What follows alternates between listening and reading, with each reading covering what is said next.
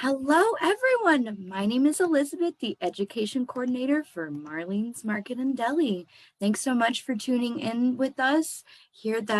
For those of you who are on the call with us on Zoom and viewing live on Facebook, thank you so much. And want to give a big shout out to our wonderful presenter tonight, Laura King. She is a vegan integrative nutrition health coach, and she's going to speak about um Veganuary. Yeah. Yay. Yay. So Laura, what is Veganuary? Sure. So Veganuary is started by the Vegan Society in 2014 as a nonprofit organization to help introduce people to a plant-based diet if they're interested. So it's just a 30-day challenge or experience to try new things, learn a little bit more about that side of the world, and see how you feel about it. Yeah. So I'd love to share some background information about it, speak on some main points that come into play when people choose to try out a vegan diet for 30 days to kind of potentially work towards their heart-centered approach to their life as well. So I'll go ahead and share my screen and we'll get going. It's so nice to see you all and some familiar faces and some repeat new people from last time. So that's really awesome. Thank you guys for coming.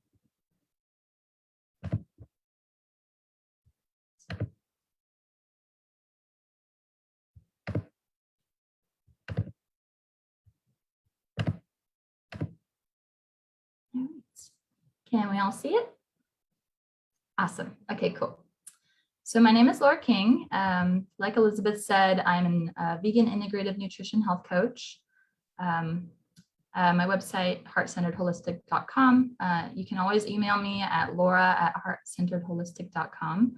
And then my Instagram is the same, at heartcenteredholistic, in case you need to contact me for any reason.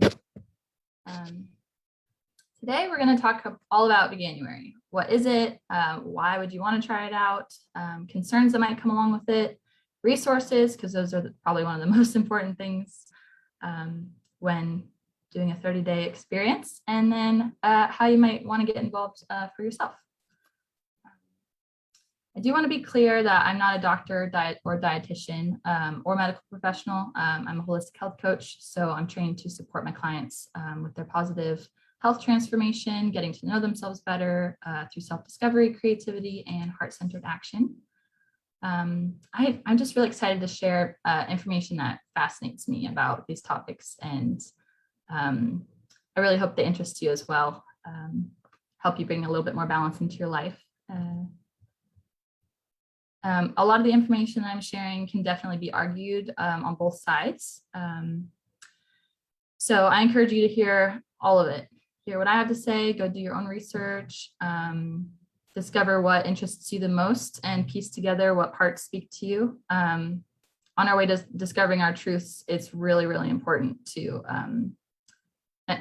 absolutely necessary, in fact, to try new things, challenge our current narrative, and grow from there.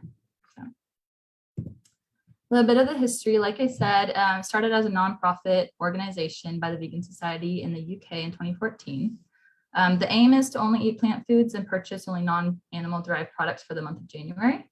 Again, it's an aim, like we're not perfect or anything, but it's a great fun challenge. Good time for learning, self-reflection around where our food comes from, how it's treated, and how we relate to that nourishment. When it started, there was about 3,000 people that signed up specifically with the Veganuary organization. I'm not directly associated with it, but I think it's a great, wonderful thing that I obviously want to talk about. And then this year, over 580,000 people from 209 countries participated from their database. So that's pretty awesome that there's an increasing amount of people interested in trying to eat more plants. Why would we try it out? Does anybody have any guesses about why people would want to try vegan for 30 days? Feel free to go in the chat box or unmute yourself if you'd like.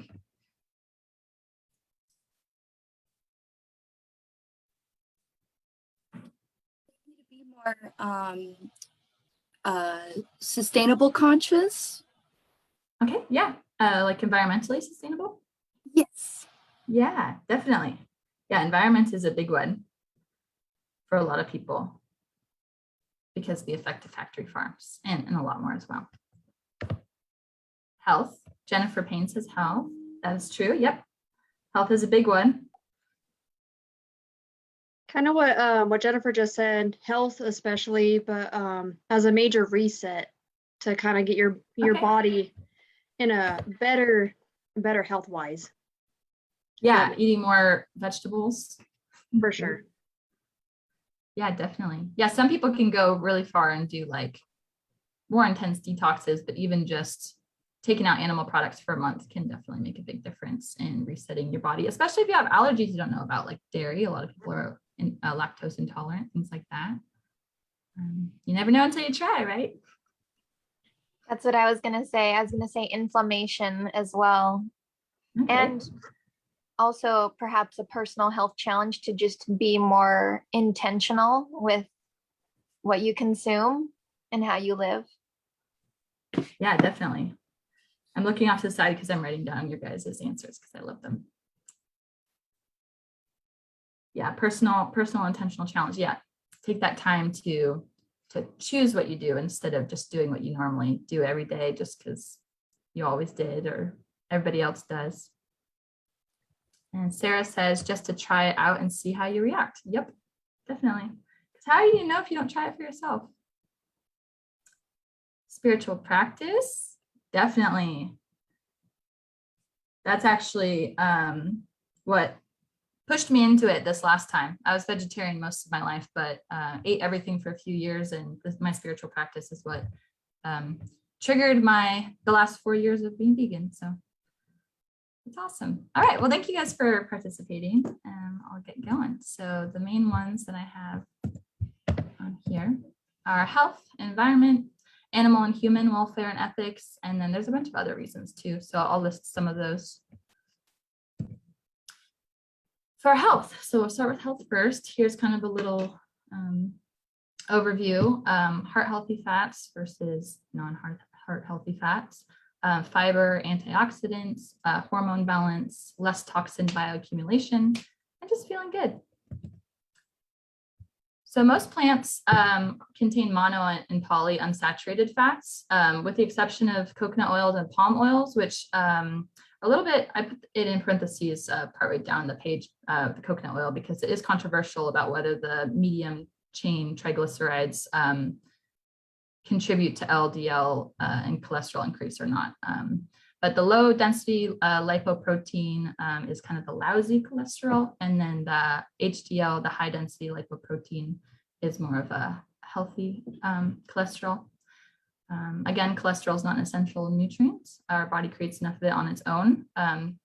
Again, in this, there's the rare cases of, or a small percentage of people who do have some sort of dysfunction where they need cholesterol in their diet or things like that.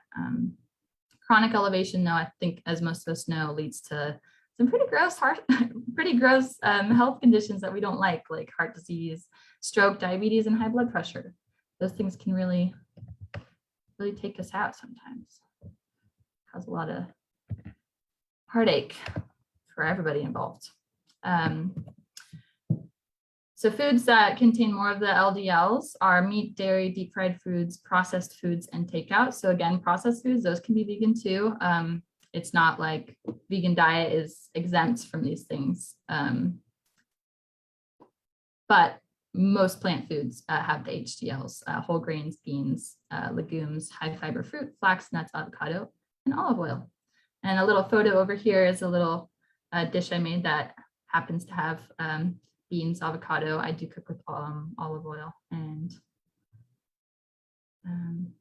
yeah, other extra good fibrous stuffs.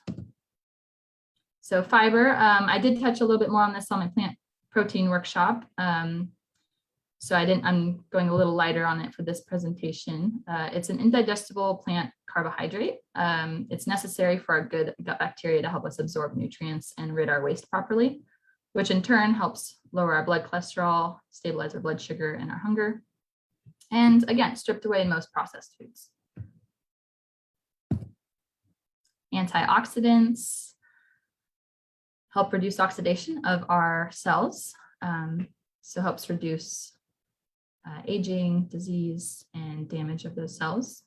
There are some amounts of pasture-raised animal product, some amounts of antioxidants in pasture-raised animal products, but a lot of the times those can be supplemented in their diet, and not necessarily for the animals, and not necessarily for us either. Oftentimes it's to help reduce or increase the shelf life of the products made from the animals, preventing lipid oxidation, slowing the development of off flavors, and improve color stability. So the entire plant kingdom contains antioxidants. Here are some of the top ones. I think most people probably know blueberries, dark beans, cranberries, cruciferous veg, berries, apples, dark leafy greens, cabbage, beets, anything that's like really, really deep dark with color. You just know it's going to be helping your cells reduce their oxidation. And antioxidants are also stripped away in most processed foods. I know they have some health products out there that are like antioxidant foods, but fresher, the better. Menshealth.com recommends at least 5 servings of fruits and vegetables every day to get your antioxidant needs met. And then hormone balance. So milk is a product of pregnancy, just like with humans, with naturally occurring hormones like prolactin, steroids, including estrogens, progesterone, corticoids, androgens, insulin-like growth factor 1, IGF-1, and local hormones like prostaglandins. And in this specific article that provides this information, they do say the presence of steroid hormones in dairy products could be counted as an important risk factor for various cancers in humans, and could be considered as a remarkable concern for consumers, producers, and public health authorities. Some people are fine with dairy and hormones and all that, but I personally have enough of my own hormonal movement as a millennial woman, so I don't really want to have more of that. So the intention of milk is to turn a small calf into a 2,400 to 4,000 pound adult. That should then be fully sustained on grasses if they are in their natural environment. And for humans, it turns like a little 10-pound baby into a 100 to 300 pound adult. So it's a pretty magical substance. It's very beautiful and has its purpose in nature. But hormonally as adults, it's a big topic of debate whether or not it's the perfect food or a detrimental food. And again, every body is different, so who knows? Unwell is an interesting documentary show that I found on Netflix, and they have an episode on mother's milk. So it shows both sides of the argument about drinking human breast milk, which is very fascinating. A lot of people doing it for bodybuilding or just because they believe it's nature's perfect food. And then how they supply that to themselves as, adults looking, it's just really interesting. And then got milk, of course, they say that all hormones that go through the digestive tract of our stomach become inactive and do not affect us at all. So there's a lot of different information out there, but if you're having some hormonal issues, acne, period problems, things like that, maybe take a look at dairy and see if that might be something you want to remove for a little bit to improve how you're feeling. Less bioaccumulation of toxins. So antibiotics and pesticides are pretty prevalent in the food supply, especially when it comes to factory farming. Antibiotics, there's a lot of meat that isn't being treated with antibiotics these days because there's like an anti-antibiotics issue with like the consumers. But the antibiotics getting fed to the animals, sometimes it gets like also contaminates our water as well, gets into our water supply. Then we have like antibiotics in our water. Same with pesticides like glyphosate, which is Roundup, also contaminating water, creating dead zones, disease, and poor gut health, because the pesticides are meant to kill bugs anywhere from microscopic up to like, you know, larger sized bugs. Our tiny gut bacteria are like on the smaller end of that. And, you know, it's probably treating them as well, unfortunately.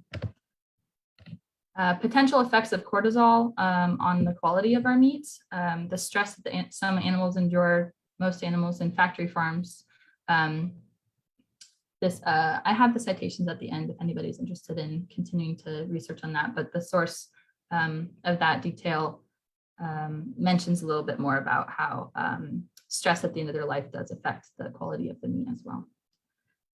Other additives you probably don't want to be having in your food, nitrates and nitrites, which are preservative, Benadryl, which helps reduce stress with the animals in their feeding and toughen their meat, acetaminophen, reducing pain, just like we use for humans. Fluoxetine or fluoxetine is an antidepressant, you know, because they're going through some hard stuff in there. Caffeine to keep them awake so they can eat more, so they grow faster, so they can go to slaughter sooner.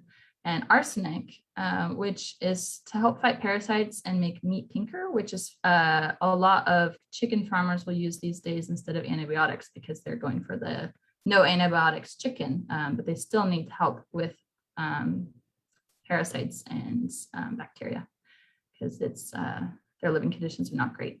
So. And arsenic being a known carcinogen as well. Processed meats, you know, bologna, hot dogs, all that kind of stuff are classified as group 1 carcinogens by the CDC and the WHO, which is linked to bowel and stomach cancers, same group as tobacco and smoking, or tobacco smoking and asbestos. And then red meat from cows, pigs, and sheep are a group 2A carcinogen, which means they probably cause cancer. I mean, a lot of this research is still in development as time goes on, but interesting facts or details that may be on their way to facts. You know, like I said, a lot of this stuff is debatable. You'll probably find plenty of people that will say all of this is wrong, but you never know. Do your own research. And then feeling great. Many people report higher energy levels, lower BMI, faster recovery time, less pain and clearer skin, to name a few. I experienced higher energy levels, faster recovery time when I was lifting weights, much less pain, and my skin did look more clean and kind of level toned. Reversal of chronic illnesses like diabetes, heart disease, obesity, high blood pressure, and other high inflammatory diseases like arthritis are common with switching to whole plant foods. There are some citations for that, as well as some resources that I'm about to share as well. And of course, more nutrients to our brain helps reduce stress, stabilize mood, and for a lot of people, reduce symptoms of depression and anxiety, which I have also experienced. Here's some pictures of some food, because food is just beautiful and magic. Again, a rainbow of colors means a rainbow of nutrients, antioxidants, fiber, protein, fat.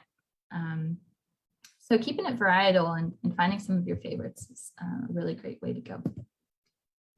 Here's some educational resources for health. Here's some documentaries: Fed Up, What the Health, The Game Changers, Forks Over Knives, and Fat, Sick, and Nearly Dead.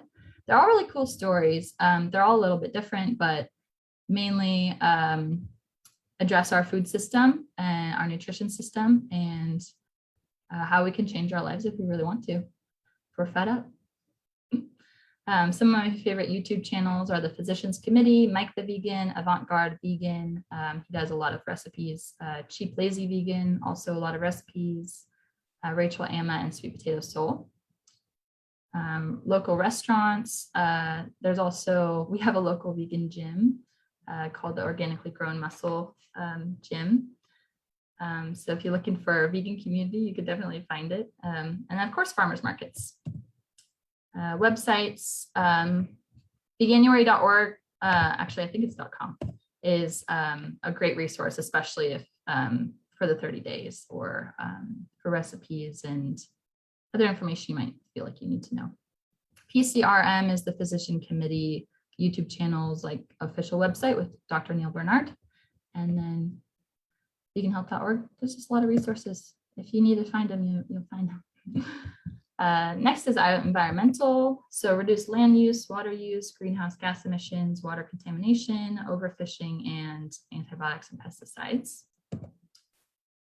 As for our land use, about 80% of our world's agricultural land is dedicated to the production of livestock. So half that land is to grow feed and 26% of it is used for grazing. Imagine if that land was used to grow a variety of nutritious foods for us that take less resources and less time to produce. I feel like we'd probably be pretty well off. Reducing our water use. So it takes 1,851 gallons of water to produce 1 pound of cow meat, 519 gallons of water for a pound of chicken, 40 gallons, and only 40 gallons per pound of plants. So that's 2% of the amount needed for as you need for cows, which is just astronomically low. And you don't need the land for grazing or for producing the food for them. So it just seems to make sense in reducing our water use, reducing greenhouse gas emissions, specifically with factory farms and monocropping, have created up to 7.1 gigatons, which is incomprehensible. It's about 14.5 trillion pounds of carbon dioxide into our atmosphere every year. When you take animals out of their natural habitat and you take plants and you grow all of like one type of plant in a whole area, you're losing biodiversity. Monocropping is often used with pesticides, which kills the good bacteria in the soil. If you want to know more about what that kind of does to our environment, research the Dust Bowl from the mid-1900s. Agriculture just dug up all the nutrients and pretty much turned rich farmlands into dirt, just like useless dirt. In that environment, there's not plants to take down the carbon into the soil, and that releases the carbon up into the atmosphere and creates all those extra gas emissions.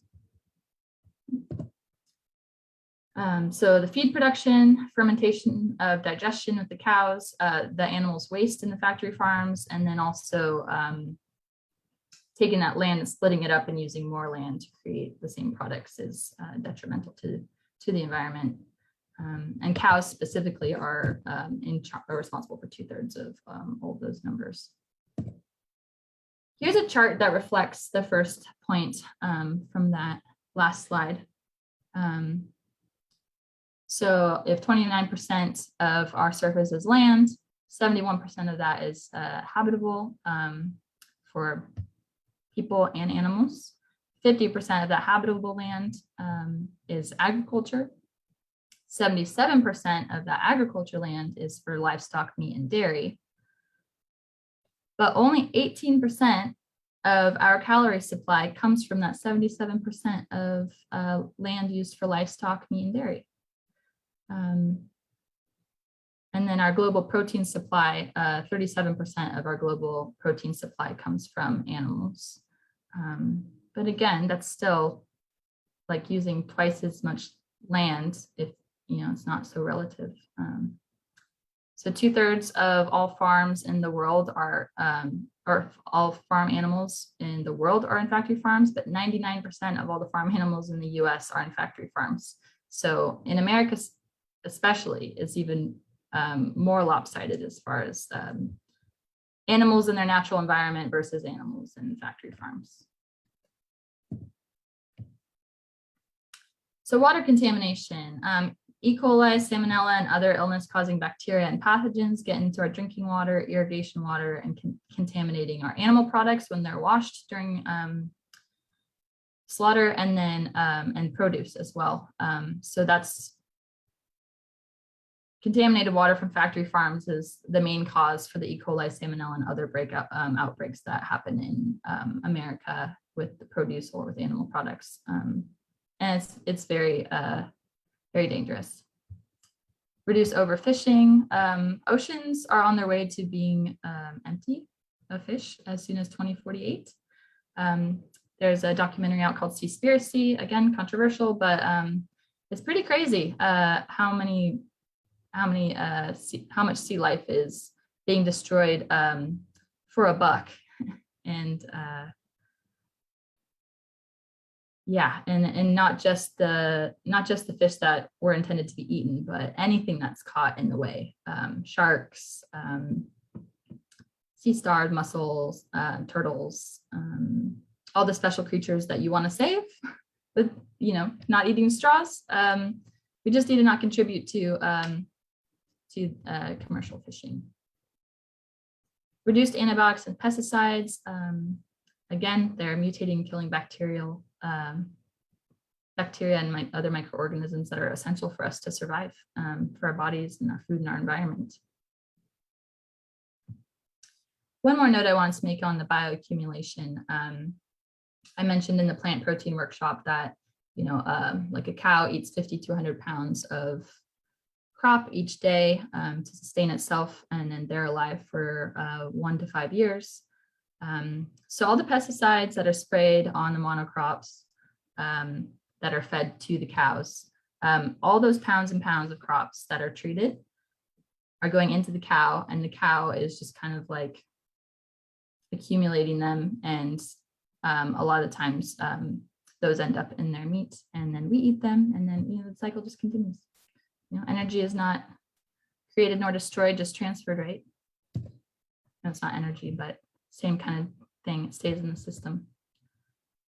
Other things to keep in mind about the environment, because it's not like the vegan, there's non-vegans who are environmentally aware, very mindful about what they're doing, not contributing to factory farms, not killing unnecessarily, but vegan's not perfect. It's not gonna save the whole world if we're just eating junk food and plastic, or not caring about any other part of our environment. So purchase as many products without plastic as possible, especially produce. Produce and plastic just doesn't make any sense to me. I don't. Sometimes there's no other way, try, aim to purchase in glass, metal, or reusable containers, or no packaging at all, if you can. Supporting local, organic, and small farms whenever possible. Join a community supported agriculture program, a CSA, in your area to get fresh, affordable local produce each week. They put boxes together, and I think you can either go pick them up or they deliver them. Because keeping in mind, toxic chemicals, mindless consumption, greed, and carelessness are exhausting our resources, propelling our climate change, and devastating our future.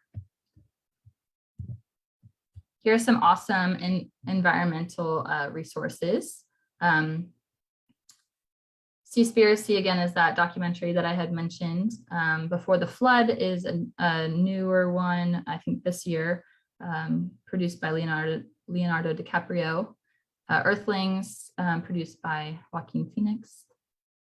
Actually, I think maybe just narrated, but the milk system I just watched the other day, and that was very intriguing and interesting. It shows the milk system across the entire world and how it affects not just factory farms, but also local smaller farms in our country and other countries as well. Kiss the Ground is a lot more about the soil and monocropping versus regenerative farming, things like that. So yeah, check out any documentaries that are interest to you, especially before January or during January or whenever you want. Some awesome YouTube channels. Earthling Ed is really good. He has a very well-rounded view on it as well. He's got a lot of resources for health, environment, and ethics. Lots of debates with non-vegans that are really fun to watch because you really get to hear other people's sides and open up like the way that you think for yourself as well. Sustainably vegan is just that, a lot of sustainable vegan options for living your life. And then Mike the Vegan as well. He's awesome. I love his synthesized videos. Local businesses include restaurants, farmers markets, community programs like Food is Free. There's a Food is Free in Tacoma. If you're ever like, don't feel like you have enough resources to feed your family and get produce, they have tables around the whole city where a homeowner will host a table and go pick up food from places that have too much food and have it there available for people who need it. Share that with anybody that you know as well. And the websites for the environment down at the bottom.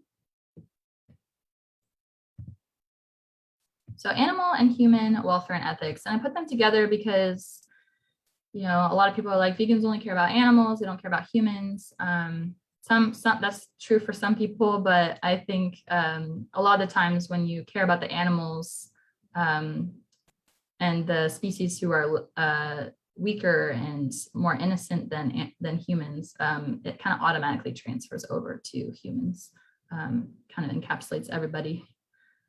So factory farm working conditions are something to be pay attention to. And I will say, even farming produce oftentimes is inhumane and brutal. Workers living in fear of unsafe work environments and cutbacks that, especially during COVID, that don't allow them to work enough hours to make a living. But I would say by far the safety in factory farms is much worse than safety outside, because they have a high demand for efficiency, which increases risk of injury, sickness, and exhaustion from stress and the trauma of the job. So those animals don't want to be in there, and they're fighting and they're big, and, you know, like it can be pretty dark place to be. I'm not going to be presenting any footage on that. That will be up to you to decide if you want to check out some of the documentaries or videos online about that. An example of a health concern is inhalable particulate matter, which causes respiratory irritation or illness in 70% of the workers in pig confinement facilities. That's a lot. And that's just one example. So like ammonia, OSHA permits 50 parts per million in the workplace, but 6 parts per million causes eye and respiratory issues. That's incredible. Like, that's unbelievable. But it's okay for them. A lot of those workers are undocumented, 50 to 75% of them, and treated very poorly. And in a lot of cases, because they're undocumented, if they can't keep up with the high demand for efficiency, or they have too many work injuries, or they're sick, or exhausted, or whatever, they'll get reported by their employer to ICE and be deported. And it's tragic and sad. And such a bummer, especially because for a lot of undocumented workers, factory farms and farming in general is one of the only jobs they can really get. Yeah, that's a whole other topic. I could go on that forever. And then again, during pandemics, times are even harder, being told that they're essential workers, even though Americans are always complaining about them taking their jobs. But not during a pandemic. Nope, you got to come work at the factory farms. It's just a bummer. Overcrowding and toxic living conditions. Over 100,000 chickens to a battery cage shed. They have less than this much space per bird for their whole life. And a lot of times, even free range or cage free is still in a shed with no natural light, creating inhumane facilities with breeding grounds for zoonotic illnesses like bird flu and swine flu. Over 70 billion land animals are killed every year for food. Most farms have to produce a surplus to keep the market competitive, and the government subsidizes that to help them make enough money, but a lot of the times they're still not making enough money. And then when the market goes down, all the excess is considered waste. So all the animals that they bred for food are disposed of as waste, because if they're not making a profit, they're not donating it, they're not doing anything good with it, unfortunately. And over 9 million people die of starvation every year. That's 25,000 every day. So I feel like it's important for us to try to find new ways take back that land to help feed the people. And then another weird note, peak carcass value for slaughter of cows is at 12 months old. And those are the cows that aren't dairy cows. Because again, it's expensive to feed them. It's expensive to keep them alive for so long. So 12 months old is when they decide that's the most profitable time to slaughter. Reducing greenhouse gas emissions per animal and allowing them to process more cows because they have each cow for less time. Other reasons people use animals, entertainment, horse racing, horse showing, carriage rides in the city streets. I don't know if anybody's seen those videos lately of horse-drawn carriages in New York City where the horses get hit by cars. It's like, that's not a safe place for horses to be. And it's really sad. Dog racing, circuses, aquatic shows, cockfighting, fur and down coats for clothing, alligator bags and leather everything. Experiments and product testing, pharmaceutical medications, cosmetics, pigs. Pigs have been used in car crash dummies, and then drugs like tobacco tested on beagles and baby monkeys. Here's a chart of the ages of animals at slaughter compared to their natural life expectancy. So 15 to 20 years is about how long an animal would survive in the natural environment, of course, unless killed by a predator. So cows, again, less than 1 year for non-dairy, and then about 5 years, 3 to 5 per year, or 3 to 5 years old for dairy cows. Pigs, again, half a year up to 3 years old. Chickens, the males generally get killed the day they're born because they're of no use to the egg industry. And then for laying chickens, about 1.767 years. Sheep, again, a quarter year to 7 years. The 7-year-olds are kept alive longer because they're being used for wool. I think it's about 3 to 5 years for meat, except for lamb. Lamb, of course, is on the lambs are baby sheep, so a quarter of a year probably for those guys. And if this was relative to the average human life expectancy of 72 years old, the youngest of these animals, or the youngest would go at about 5 days old, and the oldest wouldn't live past 25. Here's some of the ethics and welfare documentaries and resources. Cowspiracy, Seaspiracy, Live and Let Live.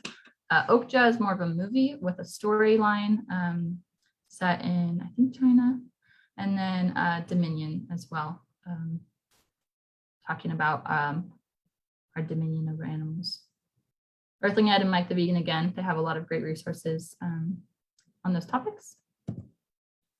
Other reasons, allergies, culture, spirituality, form of anti-capitalism, or just wanting to try something new and develop your own opinions. I do want to mention some continued debates, which include, again, monocropping versus regenerative farming, whole food versus junk food, organic versus non-organic, and then nutrient sources and how our bodies absorb them. So those are other topics that you might be interested in checking out at some point. Just want to give you the broad spectrum of what's going on. Here are some books if you prefer to read over movies.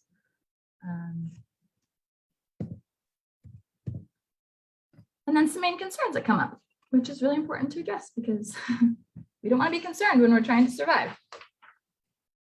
Protein, B12, omega-3s, vitamin A, calories, the fear of missing out, and convenience. So protein I addressed in my plant protein workshop from the other month. You can find the recording of the Facebook Live at my website, heartcenteredholistic.com, in the workshop tab. I did also touch a little bit more on B12, omegas, fiber, cost of plant foods versus animal foods, and a few other things as well. So if there's something I didn't cover in this workshop, go ahead and check out the other one. And if you have any more questions after that, let me know. So protein sources for vegans, plant-based people as well: legumes, whole grains, nuts, seeds, some vegetables, nutritional yeast, and more. Again, when you eat a variety, balance your macronutrients and get enough calories from whole plants, protein needs are easily met. B12 is a bacteria that actually comes from the soil, not from the animal itself. Oftentimes it's supplemented in cows because they're not getting it from their natural diet of grass and when they're in factory farms, because they mostly eat corn, soy, and wheat. And then nutritional yeast is a great, nutritional yeast, fortified cereals, and plant milks are great sources of B12 as well. Omega-3s also don't come from the animal, they come from the algae in the ocean. Other sources include walnuts, chia seeds, flax seeds, Brussels sprouts. Other main concerns. Recently, I discovered that there's some controversy over vitamin A and converting it from beta carotene, because technically all plant forms of vitamin A are beta carotene. Like sweet potatoes or yams that are more orange, yellow, pretty much anything orange and yellow. But sounding like there's some concern for deficiencies in vitamin A. When I looked, I found that it's only a concern for a small percentage of the population, as well as same like for cholesterol, where even people who are low converters who have that weird gene, it's still not that hard to get enough conversion from beta carotene over to vitamin A. So it shouldn't be an issue. But again, if you're worried, continue researching that for yourself. Calories. A lot of people worry about malnutrition or not getting enough calories on a vegan diet because you're not eating those higher fat animal foods. And I think in America, a lack of calories is probably a good thing. The standard American diet is just an excess of empty calories. And so what we're used to eating and not feeling nourished, isn't the same as like eating maybe the right amount of calories we should be eating. I think our body would appreciate a reduction of calories. But if you're at a healthy weight, make sure you eat enough calories. And if you're worried about it, use a tracking app like Chronometer. I did give a little example of the Chronometer app in the plant protein workshop as well. Feeling of missing out, that was a big one, especially because community is so important and it sucks to be like by yourself doing something when people don't get it or they're judging you. But I'm so used to it, it doesn't really bother me anymore. The population, the people who are supportive and in that community as well is growing. So missing out on your favorite foods, that's a really hard one, especially if you want to be vegan and you're transitioning. But there's so many products to kind of help the transition and recipes out there. So it should be pretty easy to find a worthwhile substitution. Some things take a little longer to find your favorite replacement. And some things just are never going to be the same. And you just have to decide for yourself that that's worth it to you or not. And for me, it's worth it. So meals with family and friends, that one can be hard too, especially wanting to connect. Luckily, many restaurants these days have really tasty options for vegans and vegetarians. So look for those restaurants when you want to have a meal with your family. And then if you're not going out to eat, look for ways to make agreeable substitutions for home cooked meals with loved ones. Again, a lot of products out there that are really easy to just swap it out, butter, cheeses, they're okay. There's some people doing some cool stuff with cheeses. We're making homemade blended cheeses of your own, or just cheesy sauces, avocado, like, I don't know, there's ways to satiate yourself. And then convenience, that's another really big one. When you're so hungry and lazy and you just don't want to cook and you can't really find options at short notice, or you're in a town that has limited availability of plant-based alternatives or restaurants, that can be hard. So getting creative, planning ahead if possible, stocking up your kitchen with your favorites when you do have access to them. And then I think I'll continue mentioning it, but preparing foods ahead of time that you can, like lentil patties or any other kind of patty or something in the freezer, a food that you might already buy in the freezer section, but you maybe could make on your own. Pull it out, pop it in the frying pan or microwave if you have one, and hopefully that helps you resist what was sometimes called relapse. I guess I'd mostly call it a relapse with cheese, because cheese was definitely one that's so addictive. It was really hard to resist, especially if I had a little bit of alcohol or something like that in the first couple months. So tips and tricks, again, plan ahead whenever possible. The more you plan ahead, or the more you kind of like build your little arsenal of, okay, what happens in this situation, or what happens in that situation when I'm hungry and I need to go, or if somebody invites me over and I didn't eat yet, or, plan ahead so you kind of have a game plan. Something that takes 5 minutes now can save you hours later. If you're going to have rice for dinner, pop it on in the morning if you have a rice cooker, or start your food cooking it while you have other chores in the kitchen or something like that. So you're using your time efficiently. That way you don't feel like, oh my gosh, I've been like doing chores for hours and I still have to cook myself dinner, Making overnight oats. That one's really easy with steel cut oats. Just turn it onto a boil, turn it off, put the lid on, and then it's ready in the morning. Again, prepping different homemade stuff to put in the freezer for fast meals.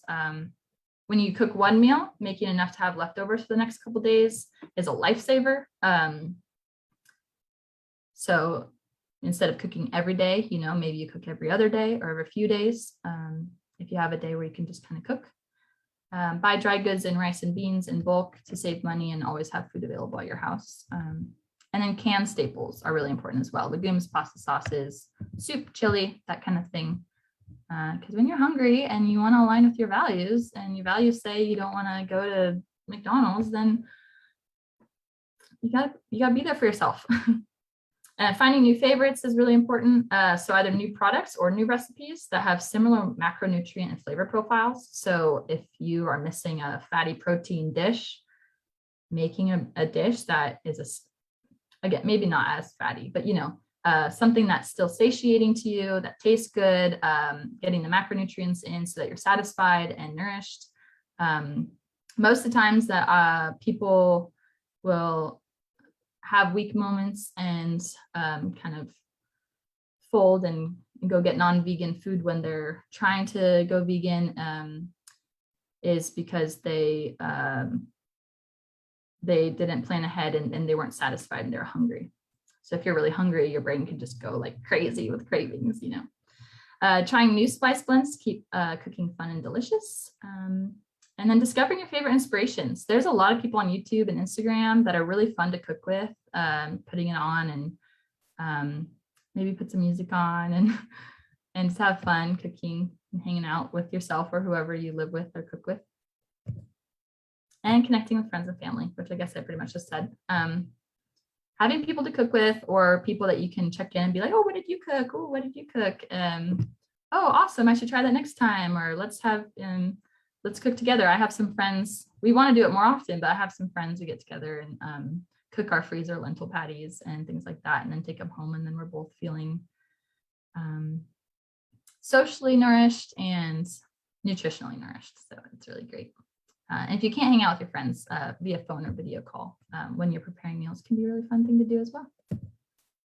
All right, how can we get involved? Join a more plant-based community with activities and events, farmers markets, community gardens, sport groups, animal sanctuaries, just in general, being a more mindful consumer. Veganuary.org or .com. They have cookbooks, meal plans, nutrition guides, and coaching emails. So you can sign up for free and do their Veganuary program with them if you'd like. And then I also have a 30-day group vegan experience starting in January, which will be only plants for the month of January, kick off the new year with something fun, educational, and connective. So I'll share a little bit about that. So what to expect from the 30-day group vegan experience that I'll be hosting in January. I'll be providing a grocery list, some recipes, a list of restaurants that have options. So if you're feeling like you don't want to cook, there's a lot of chains that have them. And then in the area, there's lots of local restaurants that want to serve you and that do a really good job.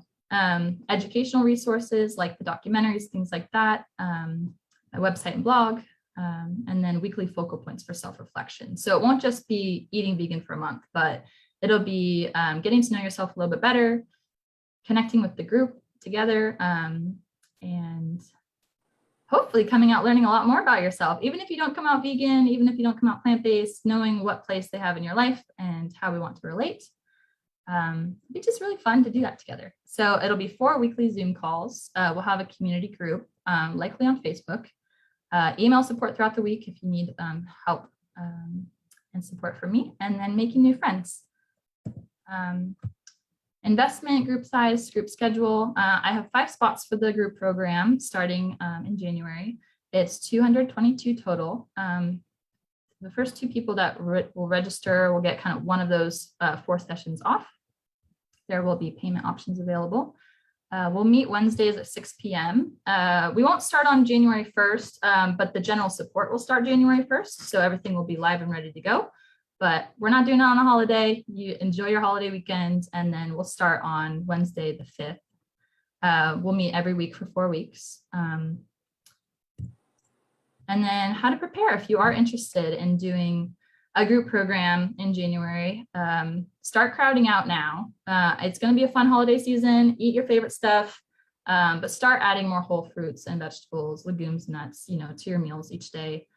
If you do want to commit to the whole month, your gut and your digestion is going to thank you if you give it a head start. If you go straight from holiday food and processed food and you go straight to only plants for a month, that's when people have like indigestion and like sharp pains in their stomach and stuff because their gut bacteria isn't ready for it yet. So add a little bit more here. Still enjoy your holiday foods, but have your tummies back. Make a new recipe each week or substitute your favorite recipes. Swap the animal products out for plant-based alternatives. Try it out this holiday season. See if your friends and family like it.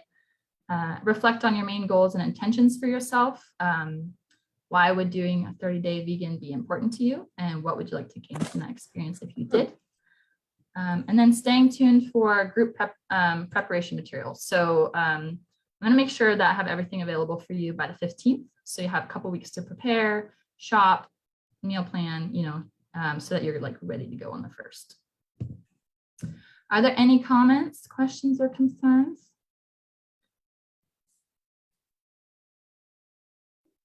About any of it? I was blown away at the 2/3 of farm animals are on factory farms. That is unreal. Yeah.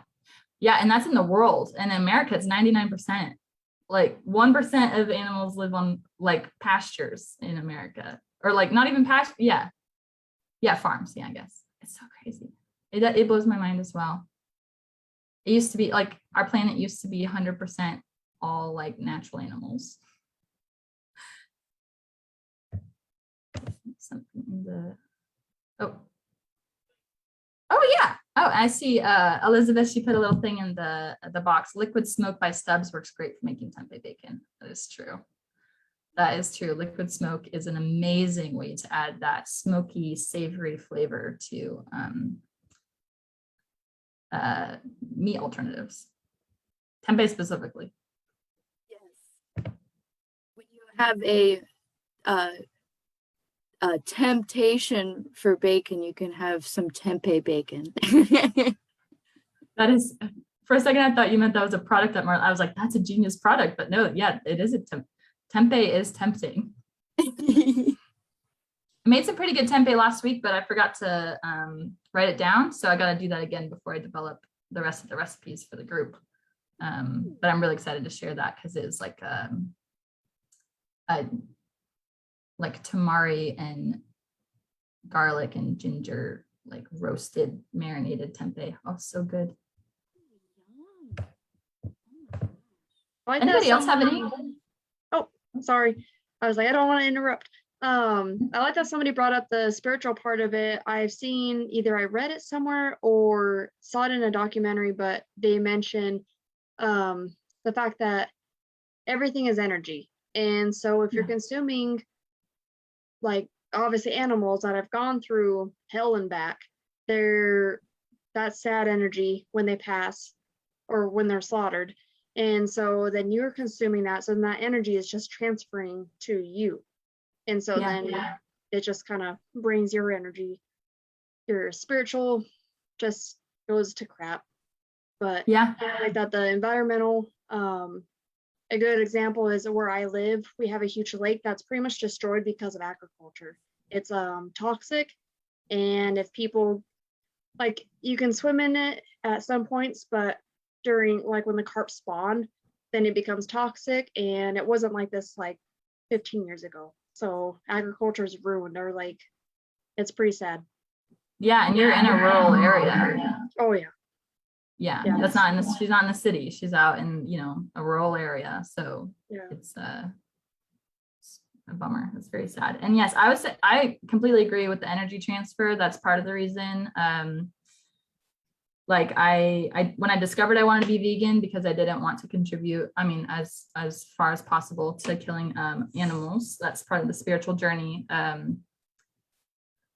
Yeah, it's like, and being a highly sensitive person and an emotional person and somebody who loves animals and dogs, like I pretty much just, anything that looks like the shape of a dog, I think of it as a dog. So I think my dog, a cow, same thing. So to know my dog shivers and gets scared when like the battery in the smoke detector goes out. A tiny little beep freaks her out. So imagine being in like a place where there's like a lot more suffering. And then, well, one, I don't want to eat my dog. And then two, yeah, transferring that to me. Yeah, I can't do it anymore. It makes me too sad. But there's a lot of sad stuff in the world, you know, but like we try our best to do what makes us feel a little bit better in our little circle, help the world and the community. And in turn helps our bodies and mindfulness. Yeah. Yeah. Yeah. Choosing what you want to put in your body. You are what you eat, right? I remember that really scary 90s commercial with the guy that was all the vegetables. And he was like, you are what you eat. Oh no. But I was like, I want to be like that guy at least and eat vegetables. Yeah. Yeah, totally. I mean, yeah, vegetables and plants, like they're photosynthesizing the sun and then we get to eat it. And that means that we're pretty much just turning into more sunlight. We're just getting all those good antioxidants. That's how I like to see it. I like that. Let's eat more sunshine, folks. Yeah. And so let me see. Any more comments and questions? I think we're nearing the end. Facebook here. I don't see anything on Facebook. This live will be posted to, will be recorded on Facebook. So if you missed it or if somebody you know might want to listen to it, it'll be on there and we'll probably post it to some other platforms eventually as well. So I think we'll wrap it up here. So I just want to share that you can reach your wildest dreams. You have the power to live the life that you want to live. You have the resources, you have the support, you have the deep drive inside of you to live the life that you want to live. And your values will evolve and strengthen to guide you where you want to go. So just keep that in mind. And here's my contact information again. Thank you so much. Again, it's just so fun to talk with you guys, to interact with you, to share what I've learned, and also to hopefully keep the conversation going so that I can learn some stuff from you as well. And if anybody is interested again in trying it out for 30 days, I'll be following up with y'all via email. Reach out to me if you have any questions, send my information to anybody you know who might be interested. And let's have fun together. Hope you guys have a wonderful rest of your days. Thank you for showing up. Thank you, Laura, so much. Yeah, you're welcome. Thanks everyone for tuning in, and definitely reach out to Laura. Take care.